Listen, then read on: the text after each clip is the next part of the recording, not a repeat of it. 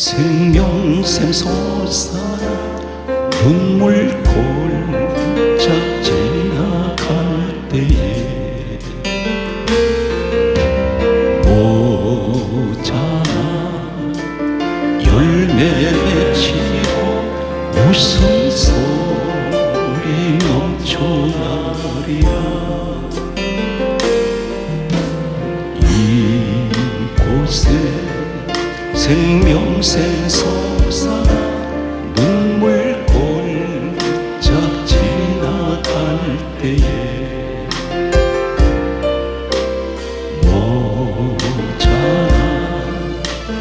열매 맺히고 웃음소리 넘쳐나리라. 꽃들도 구름도 바람도 넓은 바다도 찬양하라 찬양하라 예수를. 하늘을 울리며 노래해 나의 영혼아 은혜의 주 은혜의 주 은혜의 주.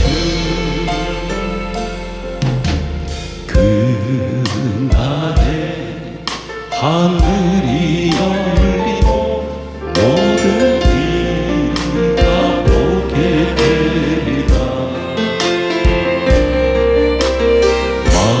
마침내 꽃들이 피고 영광의 주가 오시리라. 꽃들도 구름도 바람도 넓은 바다도 찬양하라 찬양하라 예수를. 하늘을 울리며 노래해 나의 영혼아 은혜의 주 은혜의 주 은혜의 주. 꽃들도 구름도 바람도 넓은 바다도 찬양하라 찬양하라 예수를. 하늘을 울리며 노래해 나의 영혼아 은혜의 주 은혜의 주 은혜의 주. 주 나의 모습 보네 상한 나의 맘 보시네. 주 나의 눈물 아래 홀로 물든 맘 마시네. 주 나의 모습 보네 상한 나의 맘 보시네. 주 나의 눈물 아래 홀로 울던 맘 마시네. 세상 소망 다 사라져가고 옛사랑은 끝이 없으니 살아가는 이 모든 순간 죽은 내일을 나는 믿네. 주 사랑 내게 있네. 그 사랑이 날 채우네. 주 은혜 내게 있네. 그 은혜로 날 세우네. 세상 소망 다 사라져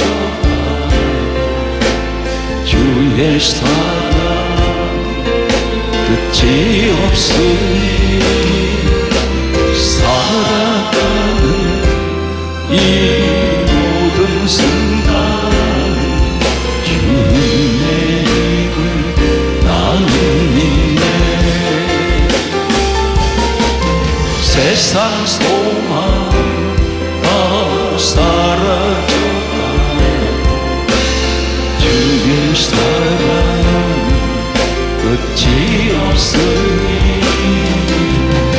살아가는 이 모든 순간 주의 힘을 나는 믿네. 나 같은 죄인 살리신 주은 대로 나와 잃었던 생명 찾아 왕령을 얻었네.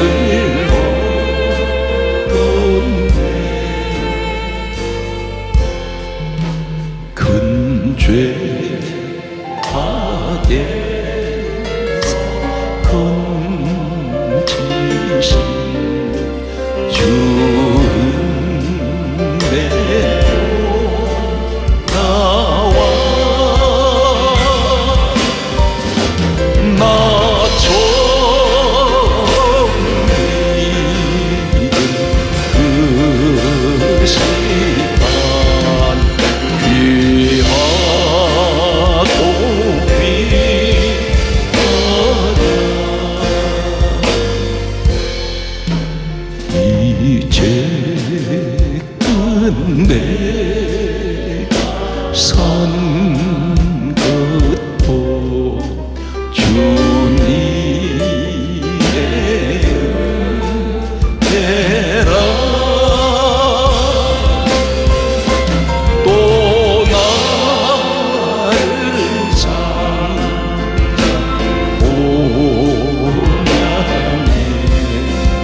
인도해 주시니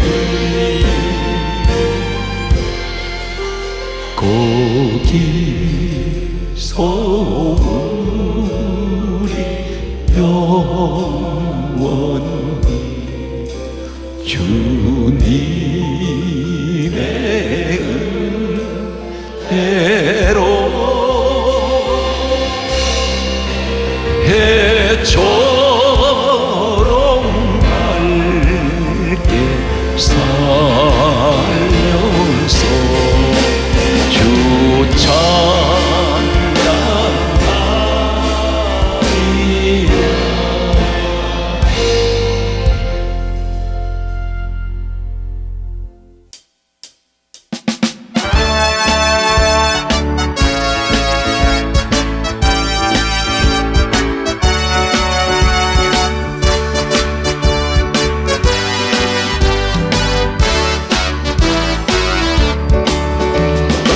이 세상의 모든 죄를 묻히시는 주의 보혈 성자 예수 그 귀한 피 찬송하고 찬송하세.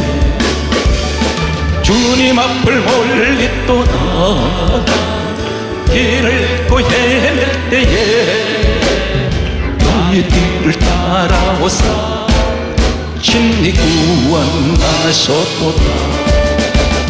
힘보다 더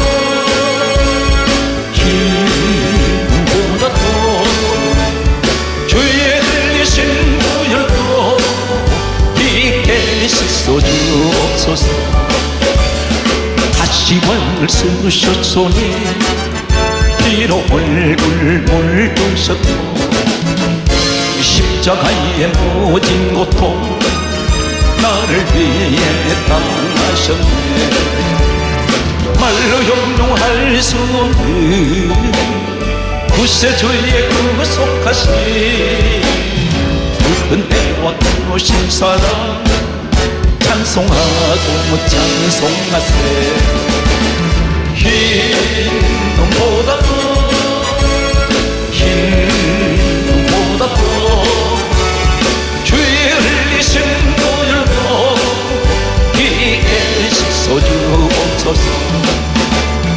아버지를 멀리 떠나 많은 길을 좁버리고 여러 가지 죄악으로 주홍같이 되었으니 물같은 것 가지고는 씻을 수가 없네.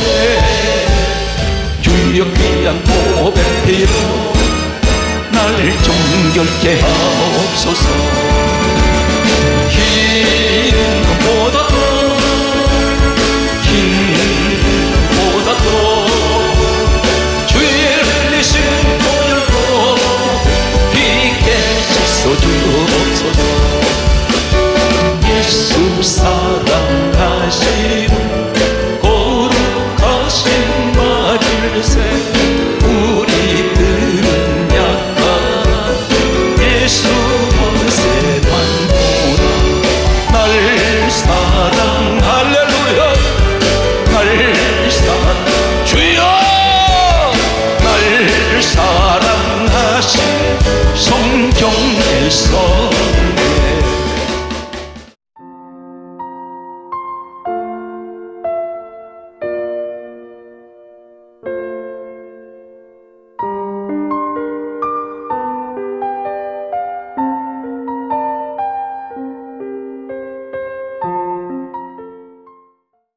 하나님의 자리에는 인간의 소리를 내면 안 됩니다. 그래서 잠언 30장 6절에 이렇게 말씀하고 있습니다. 너는 말씀 외에 다른 것을 더하지 말라.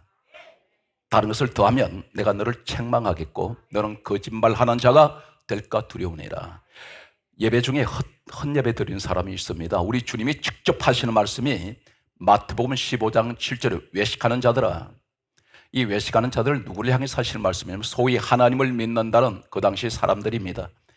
이 사람들에게 예수님께서 친히 말씀하시기를 제자들의 입을 빌리지 않고 직접 하시는 말씀이 외식하는 자들아. 8절에 뭐라 말씀합니까? 이 백성이 입술로는 나를 공경하되 마음은 내게서 멀도다.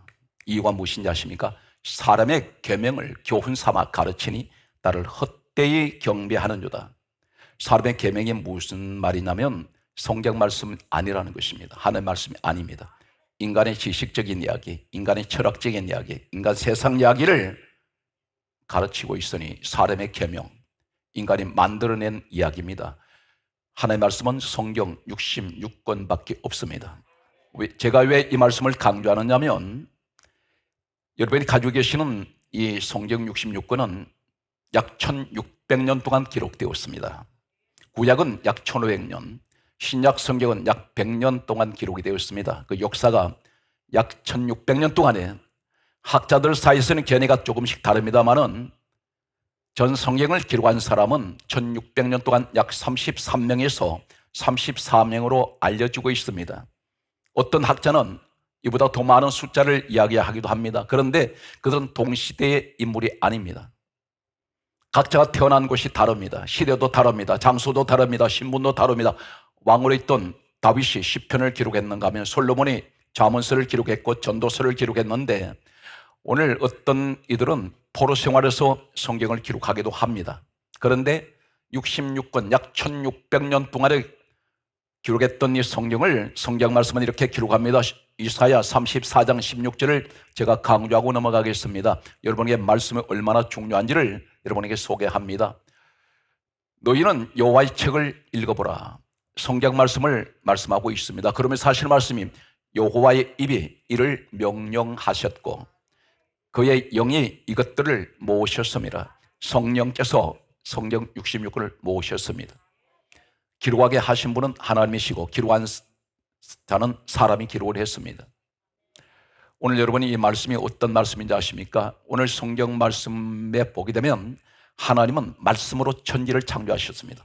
없는 것을 있게 만듭니다.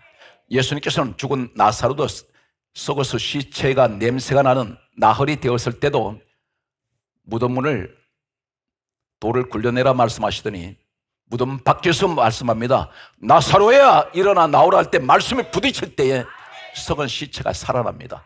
오늘 내 심령이 썩은 사람이 있습니다. 내 속에서 단내가 납니다.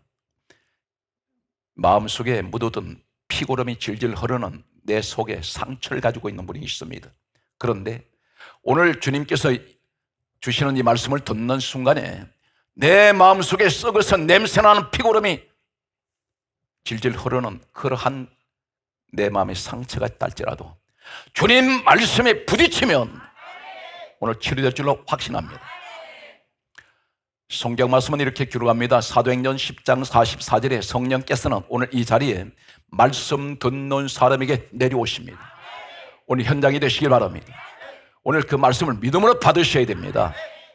그래서 말씀이 얼마나 중요하냐면 요한복음 1장 1절에 말씀은 하나님이라 하셨습니다. 오늘 여러분 하나님이 어디 계신가요? 성경 말씀은 이렇게 기록합니다. 요한복음 4장 23절에 아버지는 영이시라 했습니다. 영이신 하나님, 우리 눈에 보이지 않습니다. 그런데 오늘 이 자리에 우리 하나님이 와 계십니다. 어디에 와 계십니까? 말씀은 하나님이라 하셨으니 말씀 있는 곳에 성령님은 역사하시고 사도행전 10장 44절에 성령께서는 말씀 듣는 사람에게 내려오십니다. 우리 하나님이 말씀이시오 성령께서도 말씀 있는 곳에 임하십니다. 오늘 예수님을 믿습니까? 믿는다면 어떻게 믿어야 하나요? 예수님은 이 땅을 떠나셔서 지금 하늘에 오르셔서 하늘 보좌에 앉아 계십니다. 다시 오실 것입니다. 그런데 지금 이 시간에 예수님은 어떻게 와 계십니까? 요한복음 1장 14절에 말씀이 육신이 되어 우리 가운데 오신 분이 예수님이십니다. 말씀이셨습니다. 그분이 빌립보서 2장 6절에 그분이 근본 하나님 본체십니다. 오늘 말씀으로 오신 우리 하나님, 말씀 되시는 성자 예수 그리스도, 오늘 말씀 가운데 임하시는 성령님, 분명 말씀 있는 곳에는 삼위 하나님은 함께하고 계십니다. 이제 여러분에게 말씀을 접근합니다. 고린도후서 13장 5절을 보게 되면 너희는 믿음에 있는가? 너희 자신을 시험하고 확정하라 이렇게 말씀합니다. 너 자신을 먼저 시험해보라는 것입니다. 너희 과연 믿음이 있는가? 그리고 확정하라 했습니다. 예수 그리스도께서 너희 안에 계신 것을 너희가 알지 못하느냐? 그렇지 않으면 너는 5글자로 말씀합니다. 버림받은 자다. 착각하지 마십시오. 과연 이 시간에 내 마음에 예수님이 계십니까? 교회는 나옵니다. 문턱이 닳도록 교회를 다니는데 내 마음에 예수님이 계시지 않습니다. 예수님이 계시지 않으면 어떤 일이 있을까요? 마음에 근심이 가득합니다. 기도는 몇 시간씩 합니다. 금식기도 합니다. 신앙생활 하신 지가 수십 년이 되었는데 아직도 내 마음속에는 작은 문제가 터져버리면 근심이 자리 잡아버립니다. 예수님은 안 계십니다. 너 안에 그리스도가 계신 것을 알지 못하느냐 했습니다. 우리 주님은 전지전능하신 분입니다. 그런데 문제 닥치면 내 마음에 근심이 자리 잡고 있고 걱정, 근심, 염려, 두려움, 불안이 떠나질 않습니다. 어떤 분들은 불면증에 걸려 있습니다. 밤에 잠을 이루지 못합니다. 이분이 누굽니까? 소위 권사, 장로라는 사람들이 교회 직분을 가지고 있는 분들입니다. 교회 직분 가졌다면 지도자들입니다. 그런데 믿음이 있는가? 너희 자신을 시험해봐라. 내 자신을 시험한다는 것이 무엇입니까? 나는 왜 이렇게 근심 가운데 내 마음이 가득할까? 당신은 믿음을 시험할 때 당신 속에 예수가 안 계신다는 것입니다. 주님이 내 마음에 계신다면 주님 뭐라 말씀합니까? 믿는 자에게는 능치 못할 일 없다. 이 믿음이 누구세요? 히브리서 12장 2절에 믿음의 주요 온전하게 하시는 예수를 바라보는 것이 믿음인데 내게는 그 믿음이 없어요. 주님이 만약에 내 마음에 와 계신다면 두려움 오지 않습니다. 왜 그런지 아십니까? 군대 귀신, 대적에 들어갔던 군대 귀신 이야기 기억하십니까? 이 군대 귀신이, 군대란 말은 한글에 원어는 어떻게 되어 있습니까? 레기온입니다. 레기온이란 단어가 로마 군대 용어입니다. 6,000명을 말합니다. 너 이름이 무엇이냐 했더니 내 이름은 군대입니다. 귀신이 그렇게 말했습니다. 나는 레기온입니다. 나는 6,000마리 군대입니다. 그렇게 얘기할 때에 예수님을 그들이 보았을 때 어떻게 했습니까? 멀리서 예수를 보고 달려와 떨며 엎드립니다. 이 군대 귀신 6천 마리도 예수님을 보기만 해도 무서워요. 그렇다면 내 마음속에 이 믿음을 가지고 내 마음속에 주님이 계신다고 확신한다면 군대 귀신 아니라 어떤 악한 영도 못 들어옵니다. 오늘 이 현장에 되시기 바랍니다. 그렇지 않으면 버림받은 자입니다. 청함은 받았는데 택함을 받지 못한다는 것입니다. 오늘 성경은 예수님 분명히 말씀하셨습니다. 청함을 받은 사람은 많되 택함 받은 자는 적으니라. 나더러 주여 주여 하는 자마다 다 천국에 들어갈 것이 아니요 하늘에 계신 내 아버지 뜻대로 행하는 자라야 들어간다 그랬습니다. 그것이 뭡니까? 예수를 내가 믿는다면 내 마음에 모시고 있어야 됩니다. 이제 과연 이 믿음이 어떤 믿음인지를 소개합니다. 몇 가지를 정리합니다.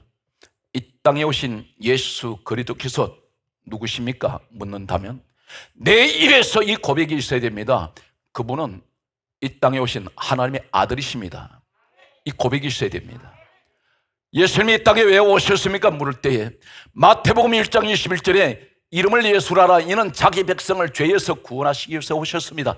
다시 말씀드려서 우리 주님이 이 땅에 오신 것은 죄인된 나 같은 인생을 죄에서 구원하고 오셨습니다. 나는 이 사실을 믿습니다. 이 고백이 있어야 됩니다. 성경 말씀을 보게 되면 예수님이 왜 십자가에 못 박혀 돌아가셨습니까? 왜 그분의 피를 흘리셨습니까? 말한다면 과연 그리스도가 내 마음에 계신 분은 이 고백이 있어야 됩니다. 예수 그리스도로 말미암아 요한일서 1장 7절에 예수의 피가 우리의 모든 죄를 깨끗하게 하실 것이요, 이 고백이 있어야 됩니다. 무엇이든지 믿고 구하는 것은 받은 줄로 믿으라 했습니다. 과연 믿고 구했습니까? 이 믿음이 무슨 믿음인지 아세요? 내 마음에 믿음의 확신을 가지라는 것입니다. 내 주님은 무엇이든지 다 하실 수 있습니다. 이 믿음의 확신을 가지고 기도하면 반드시 이루어집니다. 여러분들은 신앙생활 얼마 동안 하다 보면 방송을 통해서 아니면 섬기는 교회를 통해서 요한복음 2장 1절에 나타난 가나의 혼인잔치 이야기를 말씀을 들으셨을 겁니다. 또 본인도 읽어보셨을 겁니다. 그런데 이 사건을 가리켜서 예수님 공생의 사역에서 가장 중요한 첫 번째 표적이라고 말씀하고 있습니다. 왜 혼인잔치집에서 출발할까요? 오늘 이 말씀에서 오늘 사랑하는 성도 여러분, 놀라운 진리를 소개합니다. 예수님이 이 땅에 오셔서 물로 포도주 만든 사건을 왜 첫 번째 표적이라고 말씀합니까? 과연 물로 포도주 만든 사건이 그렇게 대단한 일일까요? 예수님 공생의 사역에서 가장 첫 번째라고 말씀합니다. 그러면 죽은 나사로 살린 일이 더 큰 사건입니까? 아니면 물로 포도주 만든 사건이 더 큰 사건이겠습니까? 죽은 자 살려내신 것이 더 큰 사건입니다. 예수님 물 위로 걸어오셨습니다. 500여 5,000명을 물고기 2마리 보리떡 5개를 가지고 먹이셨습니다. 물로 포도주 만든 사건보다 더 큰 사건입니다. 그런데 왜 이 첫 번째 표적이라고 말씀하시는 가나의 혼인잔치 물로 포도주 만든 이 사건이 무슨 사건일까요? 소개합니다. 요한복음 1장은 어떤 내용이 되어 있고 바로 왜 2장에 이 가나의 혼인잔치 사건이 기록되었을까요? 1장은 어떤 일이 있느냐면 바로 예수님께서 세례 요한에게 요단강에서 세례 받으신 사건이 기록되어 있습니다. 예수님 공생의 사역에서 가장 먼저 하신 일은 세례 요한에게 세례를 받으셨습니다. 세례 요한의 세례는 어떤 것일까요? 우리 성도 여러분 세례 받으셨습니다. 그런데 그 세례가 어떤 세례일까요? 마태복음 성경 말씀을 소개합니다. 3장 11절 말씀에 보게 되면 세례 요한이 베푸는 이 세례는 회개의 세례입니다. 회개의 세례가 어떤 세례냐면 죄를 지은 죄인들이 받는 세례가 회개 세례입니다. 죄를 짓지 않는데 무슨 회개가 있습니까? 그런데 예수님은 죄를 모르시는 분이세요.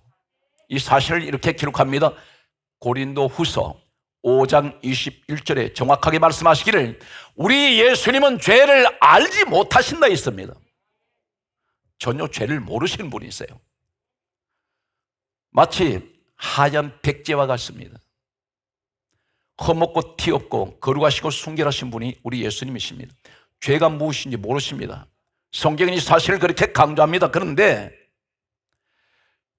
세례 요한에게 세례를 받으러 왔던 수많은 사람들이 요단강가에 모여들었는데 성경 말씀은 이렇게 기록하고 있습니다. 마태복음 3장 6절 말씀을 보면은 모든 사람들이 세례 요한에게 세례를 받아왔을 때 성경이 이렇게 강조합니다. 자기 죄를 자복하고 세례를 받았다고 기록되어 있습니다. 자기 죄를 자복했습니다. 이것은 죄인들이 받는 세례가 요단강의 세례 요한에게 받는 물세례입니다. 그런데 예수님이 왜 세례를 받으실까요? 왜 여기서 출발하십니까? 그리고 바로 이어서 왜 혼인잔치집 사건이 일어납니까? 물론 포도주 만든 사건, 연속적인 사건입니다. 예수님이 세례를 받으시기 위해서 요단강 물속으로 들어가실 때 머리까지 완전히 잠겨지는 이 침례를 받으실 때에 예수님의 물속에 들어가시기 전에 어떤 일이 있습니까?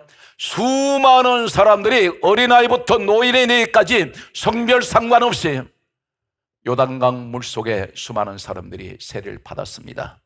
이 요단강 물속에는 수많은 사람들이 성별, 나이 상관없이 사상, 이념 상관없이 모든 사람의 죄가 물속에 수장되어 있습니다. 잠겨 있습니다. 죄로 범벅이 된 곳입니다. 그런데 죄를 알지 못하시는 예수님이 여기서부터 출발하시는 이유가 뭘까요? 왜 요단강 물속에 잠겨버립니까? 수많은 사람들이 세례를 받을 때 자기 죄를 자복하고 세례받았던 그것은 물속에 잠겨질 때 이 사람들은 손으로 지은 죄 물속에 잠겨졌습니다. 발로 지은 죄 물에 잠겨졌습니다. 이 죄가 전부 물속에 수장되어 있습니다. 머리로 지은 죄, 눈으로 지은 죄, 입으로 지은 죄, 마음으로 지은 죄들이 그 물속에 세례를 받았던 사람들 모든 죄는 거기 수장됩니다. 예수님께서 물속에 들어가실 때에 이 더러운 죄가 다 달라붙어 버렸습니다. 마치 하얀 천에 먹물을 담아놓은 거기서 하얀 천을 담궜을 때 하얀 천은 간 곳 없고 시커먼 먹물만 잔뜩 베어버린 이 천과 같습니다. 주님 온몸에 더러운 죄가 세례받은 사람들의 모든 죄가 달라붙어 버렸습니다. 머리부터 발끝까지 내가 머리로 지은 죄, 손으로 지은 죄, 발로 지은 죄, 내 마음으로 지었던 죄, 입으로 지었던 죄, 눈으로 지었던 죄, 듣는 귀로 지었던 죄, 이 모든 죄가 수장되어 있는 것이 주님께 다 달라붙어 버렸습니다. 주님은 여기서 십자가 길을 향해서 걸어가기 시작하십니다. 그러면서 혼인잔치집으로 들어갔어요. 여기서 성경이 이렇게 강조합니다. 고린도후서 5장 14절에 말씀하시기를 예수 그리스도는 우리의 모든 사람들의 죄를 대신하여 그분이 죄를 짐을 지고 가십니다. 여기서 세례 요한의 입을 통해서 이렇게 고백합니다. 세례 사건에서 뭐라 말합니까? 요한복음 1장 29절에 보라 세상 죄를 지고 가는 하나님의 어린 양이로다. 세상 죄를 지고 간다 했습니다.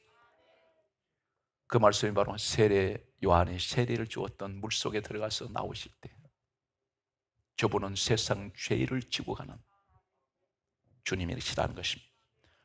그 죄가 내 죄가 거기 있어요. 세례 받았던 사람 죄는 다 거기 있습니다. 우리 주님이 내 죄를 대신 죄의 짐을 지고 갑니다. 온 인류의 죄를 짊어지셨어요.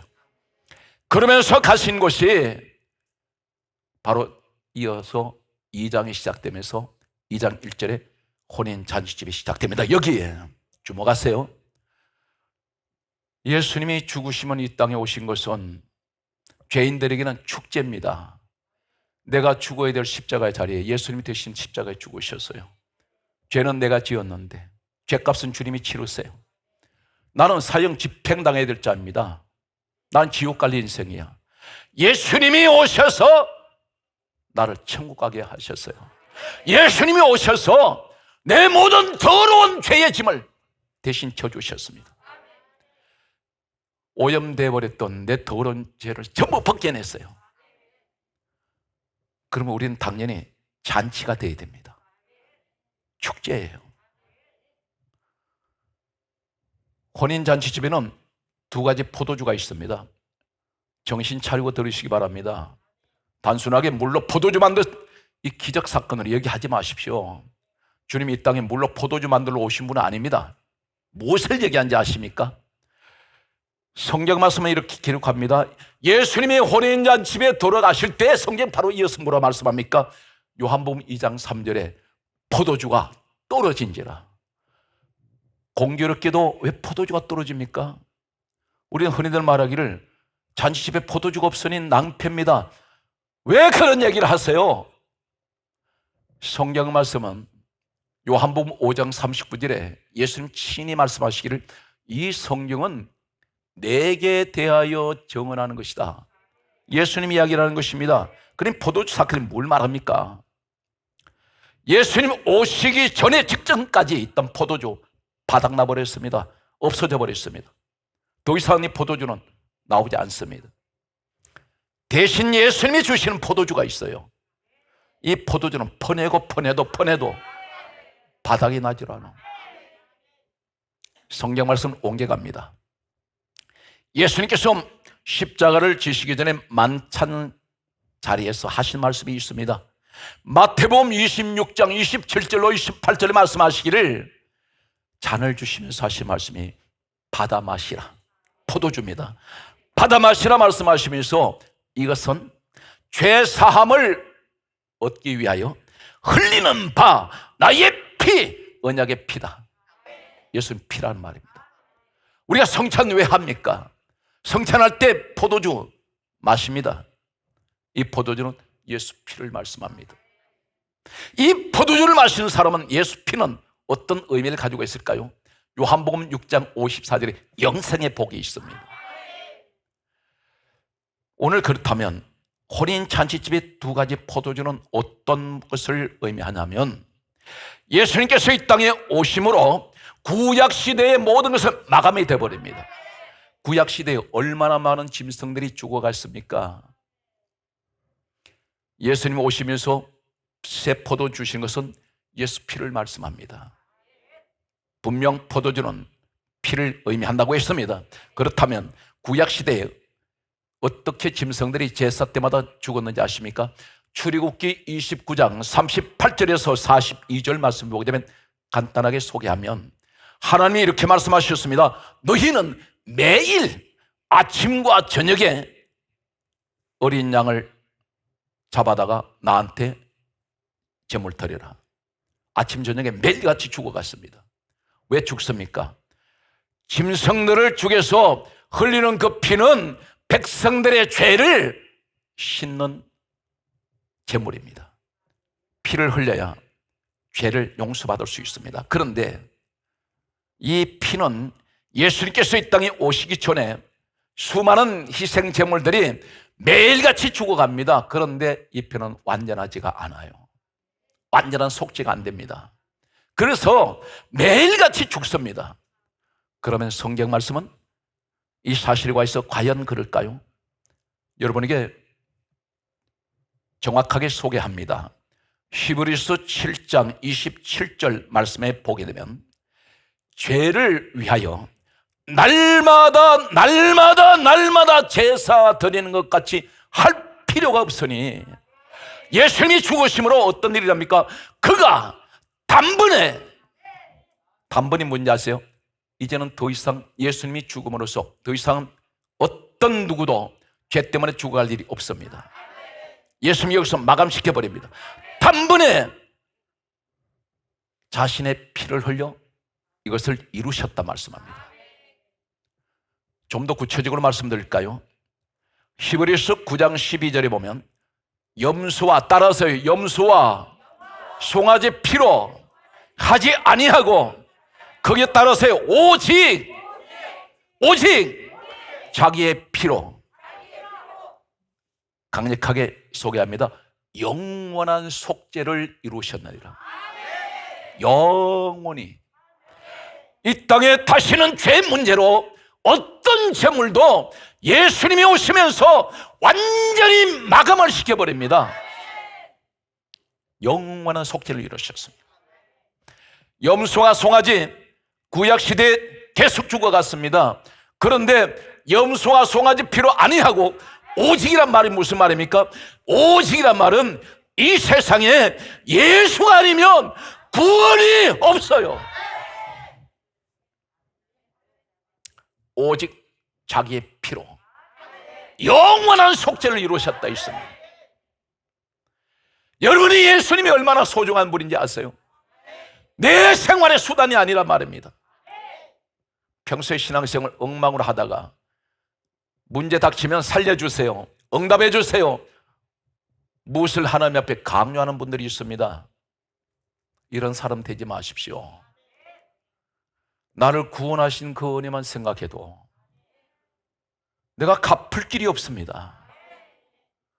그런데 우리는 엎드리면 무슨 하나님 앞에 몫을 맡겨놓은 같이 나를 구원하신 그 은혜는 간 곳 없이 하나님 돈 벌게 해주세요, 사업 잘 되게 해주세요, 건강 주세요, 당연히 기도할 것들입니다. 그런데 우리 주님이 하신 말씀 뭐라고 말씀하셨습니까? 우린 기도를 거꾸로 하고 있습니다. 어떻게 거꾸로 하는지 아십니까? 너희는 무엇을 먹을까, 무엇을 입을까, 무엇을 마실까 구하지 마라. 의식주, 먹고 사는 것, 이것은 너희 천부께서 너희에게 있어야 할 줄 아시느니라. 입고 먹고 살아가는 것, 하나님이 우리를 지으셨으니 당연히 하나님 알고 계신다는 것입니다. 그런데 이것은 이방인들이 구하는 것이라 있습니다. 예수 밖에 있는 사람들이나 그 구하는 것이고, 주님께서 말씀합니다. 너희는 먼저 그 의와 그 나를 구하라. 하나님 나를 구하라는 것입니다. 어떻게 하면 내가 주님을 위해서 무엇을 해야 우리 주님 기쁘시게 해드릴까요? 그런 기도 해보셨습니까? 너희는 먼저 그 의와 그 나를 구하라. 그리하면 너희에게 이것을 더해 주신다 있습니다. 오늘 여러분 그 현장에 여러분들이 되시기 바랍니다. 오늘 성경 말씀을 보게 되면, 그러므로 요한일서 1장 7절에 이렇게 말씀합니다. 예수의 피가 우리를 모든 죄에서 깨끗하게 하실 것이요. 예수 그리스도로 말미암아 여러분 깨끗함의 축복을 받은 것을 믿습니까? 그렇다면 로마서 8장 1절에 이렇게 말씀합니다. 그리스도 아닌 사람은 정죄함이 없어요. 저주 얘기하면 안 돼요. 왜 그렇습니까? 조상 어떤 죄를 지었던 상관없습니다. 한 가지 얘기할까요? 아브라함 우상을 섬겼던 아버지 데라의 집에서 같이 살았습니다. 그런데 이 사람은 믿음이 조상되지 않습니까?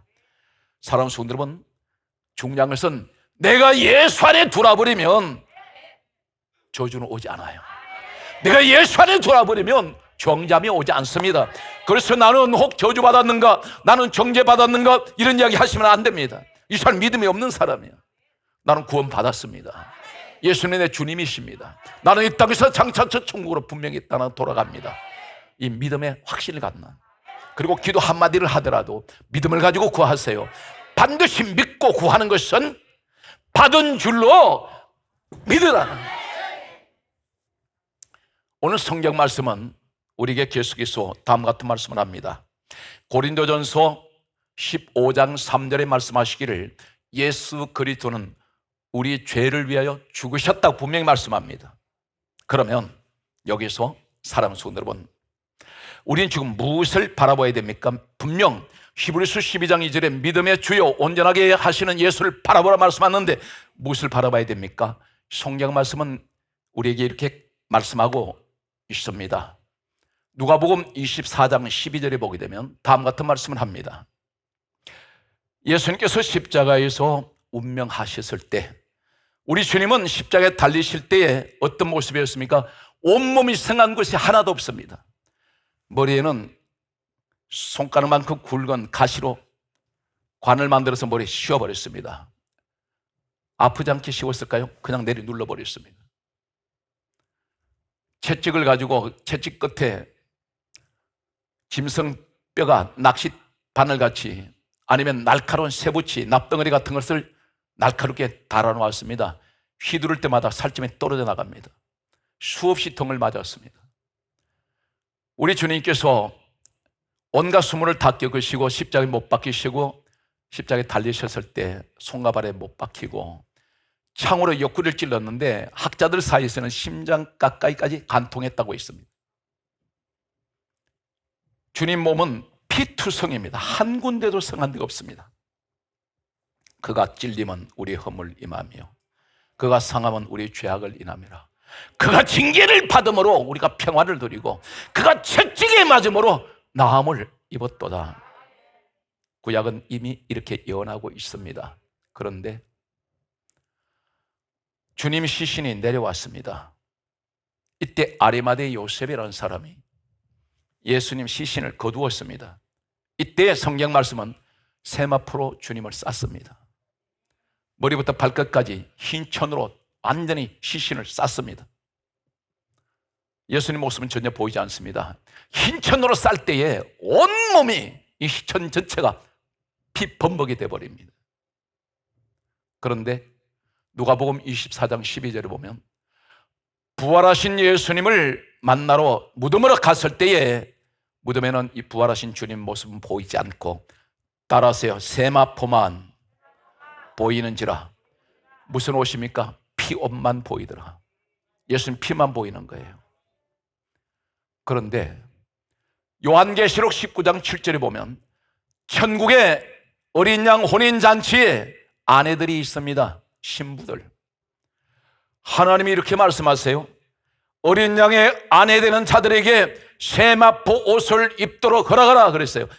우리 하나님께서 세마포 옷 입는 사람 어린 양의 아내가 됩니다.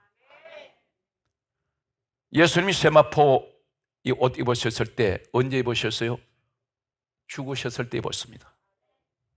그리고 무덤에서 사흘 만에 부활하실 때 이 옷 입고 부활하시고 벗어놓았습니다. 여러분 부활 자리에 서시기 원합니까? 그러면 나도 이 세마포 옷 입어야 돼요. 그 세마포는 죽는 자가 입는 옷이야. 내 육이 죽어야 된단 말입니다. 근데 살아있잖아요. 하나도 달라진 것이 없어요. 예수님은 죽으셨을 때 이 세마포 옷 입었습니다.